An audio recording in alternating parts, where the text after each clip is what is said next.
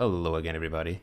I've decided to make a video on some features on the JP server that people coming from the global version of the game might want to know about.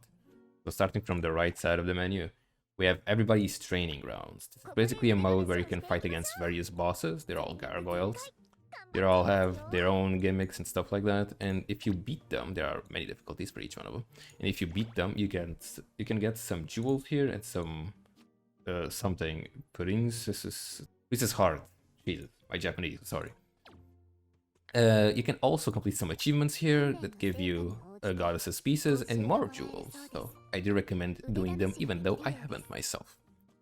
So next up, the gacha. As you can see from here, the pity is now at 200 and not at 300 like before. Having to get to 300 is actually really tough. So thank God they actually changed it. That's basically 30,000 jewels if you want to guarantee a character, which I usually do, and I usually do recommend doing for any players, any new players to the game. Next, our guild house. We have this thing over here that honestly most people won't actually use, and it's called Kokoro's wallet. If your mana gets capped like at 900, basically 10 million, 1 billion mana. If it gets capped at 1 billion mana, the excess mana goes directly into Kokoro's wallet. As you can see, I already have 141 million mana stored in here, because at some point in the game, I did get to the mana cap. Basically because of events and them giving more mana per stage and stuff like that. You don't really need to worry about this too much, but it's nice to have, so be sure to place it in your guild. So next up, we have adventure mode. So basically, characters now have an extra tab on them, the EX equipment or something, where they can equip like actual equipment, not equipment like this. It's actually equipment that you can put in and remove if you want to, and put in different characters. On the adventure mode, you can farm for that equipment. So how you use this, I don't have any event now, but sometimes random stuff shows up, gives you extra equipment if you want to. I mean, most of the time you will want to. What you basically do here is you press this button down here, bottom left, sorry. Choose a stage. You can see what each stage gives you. And you can deploy 3 teams on each one of them, like I have on this part over here. And once you do, I guess I can cancel one of those just to show you what it looks like. You can choose one. You can choose 10 characters to be here. You can just press this button over here on the top right to automatically choose everyone you want to. And basically, the 3 characters on the left side will give you jewels, not jewels, memory fragments. The thing you use to rank up the stars for each character. So in this example, I'd get memory fragments for Ritual, yeah, probably Ritual garments or something. Kokoro, Chika, and Shinobu. And the other ones don't give anything. So the basic strategy for this is put 3 characters you want fragments from, and the rest you can just choose your strongest characters. And this is the amount of time they will complete the stage. And there they go. You can skip the animation if you want, just by pressing the screen. These buttons, this is as you've seen before, to cancel the run, and this one is to make it go much faster. As you can see from the bottom side of this window, completing every stage they're doing right now takes 51 hours. But if you want to make things a little bit quicker, you can spend fast tickets. These are not skip tickets, these are fast tickets. You can see I have 578 tickets, and by using one, it decreases the timer by 1 hour. You can also use jewels if you want, and you can do this a maximum of 36 times per day. You don't really need to worry about that. You'll get a lot of equipment as time goes on, so honestly using fast tickets is not really that important. Another thing, you can unlock like these images as you complete stages in this mode. It's pretty much random. They don't really do anything in particular. It's just pretty to watch. I'm only missing 2 of them. And another important thing is this button over here. You can choose the priority who you want to farm the memory fragment. So if I, for example, if I would want memory fragments for this Kokoro, just remove some of them, I guess.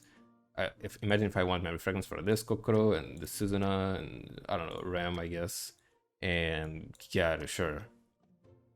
I'd select them, and whenever I go to choose a stage,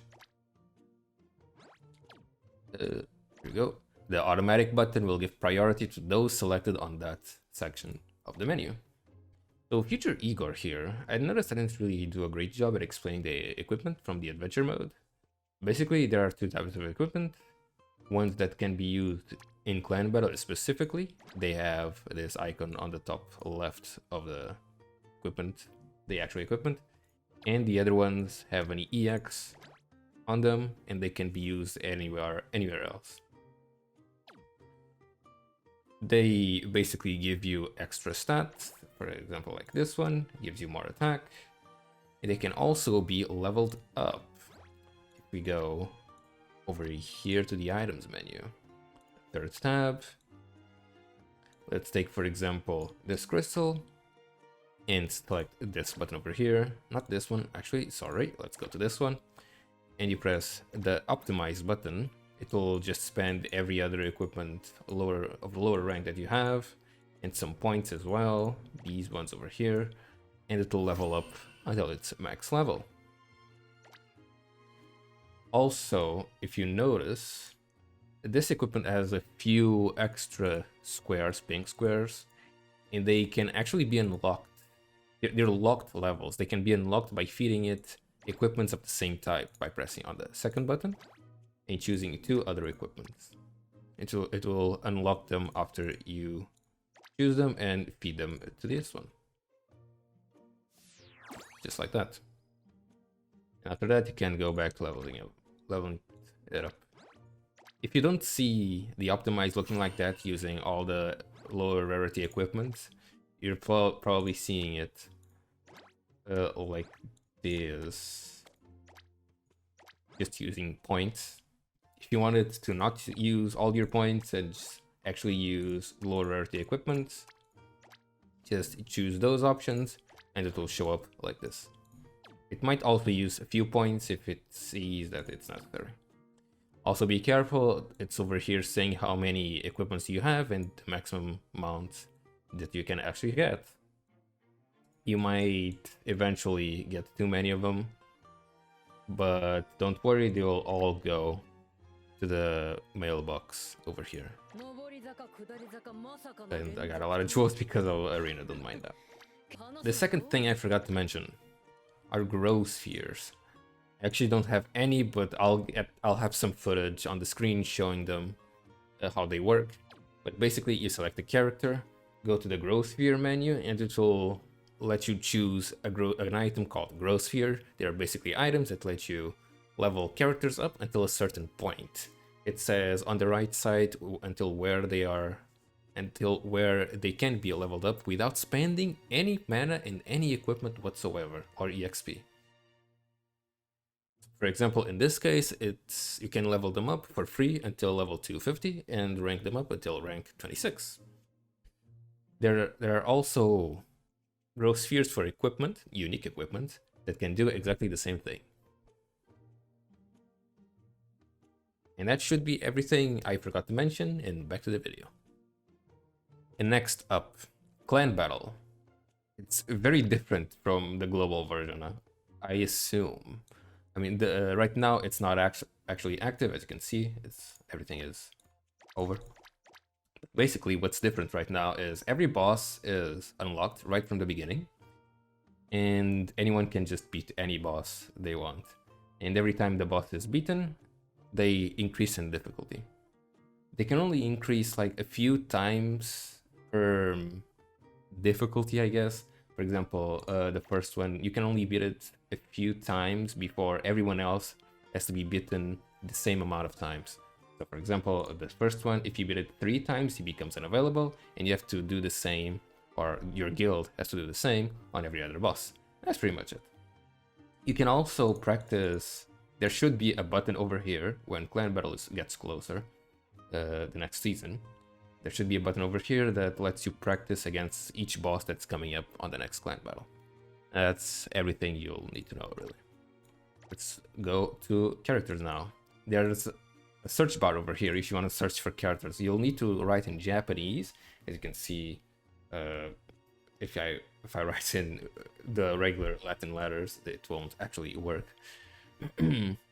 So make sure to change your language settings on Windows to search in Japanese if you know their names. Another thing, there's this new button on the lower right corner of the screen. It basically lets you automatically level up to 10 characters at a time. So for example, you see all these characters at the top. I press the optimize button. It automatically chooses all the top characters closest to the max level. And if you want to remove them, just press this button. And just press OK afterwards. It will spend the amount necessary to level everyone up. Connecting, and there you go. There's also a few settings you might want to change. In particular here, this one lets you level up everyone, level up level and skills. This makes it possible to automatically equip equipment, the one used to rank up characters. And this is to use ores if you want to spend ores to automatically equip the equipments. I'll talk about ores in a minute. And this one is if you want to refine every equipment on the characters. And for the most part, you usually only want to level them up and level up their skills, and only use the equipment on specific characters you'd want to actually use. So now let's talk about ores. And for that, I'll actually need someone that's on lower rank. Maybe Ren over here? Let's see. Nope. Someone else.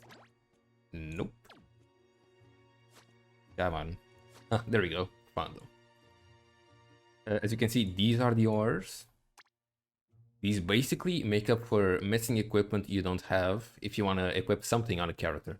So for example, imagine if someone needs 10 of these to equip the staff, and you don't have them, and for some reason you don't have any more stamina to farm them. You can use these ores. For example, I have 7 of these pieces, and I'd need to spend 3 of these orbs to get to 10, and then I could equip the actual equipment. You can get these ores from events and from the shop in the main menu. You can also, I think, buy them with real money, but I'm not really sure. We can check that really quickly. Okay, I can't find them here, so I'm not sure if you can actually buy them with money. So now let's talk about the new TP changes made to the game. So basically, I'm gonna have an image on screen detailing what exactly changed in the game, but basically you won't have any problems with leveling up or ranking up characters like we did before. So basically before we could get into the risk of breaking the characters because you wouldn't get as much TP fill rate if they get too much ranks, I guess. But now, with the new changes to the TP calculation, that it's not a problem, and the ranks, if a character is on the 2 last ranks, for example, our max rank right now is 28, so if they are at 28 and 27, they get this rank bonus over here, and it basically gives more attack and more TP generation. So you can just rank them up as much as possible without any problems, so don't worry about that kind of stuff. And now for something more simpler, there's an auto dailies feature. This thing over here. Basically, this is basically Kokoro doing your dailies for you. Just press this button. Any second now.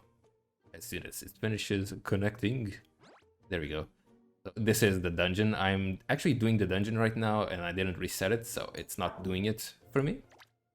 But if you didn't do the dungeon, and if you're not doing a dungeon, it'll do it for you. The last one that you did. This is Grotto, as you can see. I have 5 tickets actually. Kokoro will just do everything for you. Go to the next one. This is the clan, to put a like on a clan member. And this is the free gacha, like every day.